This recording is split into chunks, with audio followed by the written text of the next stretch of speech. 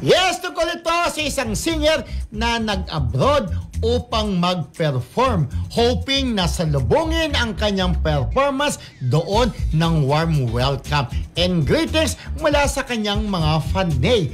Well, it turns out raw na nilangaw lang ito at mas dinagsa pa ng mga tao sa lugar na yon ang pa-meet and greet ng isa pang singer na sikat din. Ang sakit nun, di ba? Actually, ito sikat tong singer na to. Nagpunta doon sa abroad. Siyempre, ayan, meron siyang meet and greet din. Diyos mio, so Cristo, ang konti lang ng mga taong dumating sa kanyang meet and greet. Tutig na sikat siya, di ba? Eh, baka naman hindi masyadong may ticket bang babayaran niya? Wala naman. Oo, parang pupuntahan mo lang. Parang pwedeng kulang sa promo, di ba? Producer, kasi minsan ganyan ang nangyayari, even concerts, di ba? Hindi na ibebenta ng maayos yung mga ticket. Correct. Na pagpunta doon, kung yung mga tao makakapanood lang sa kanya, yung mga tao na nandun sa mall.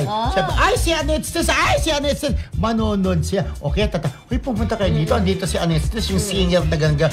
Pero nung sumunod naman, right after ng kanyang meet and greet, may sumunod na naman na isang sikat na singer din na nag-meet and greet din. Pero ito, friendship, tinao.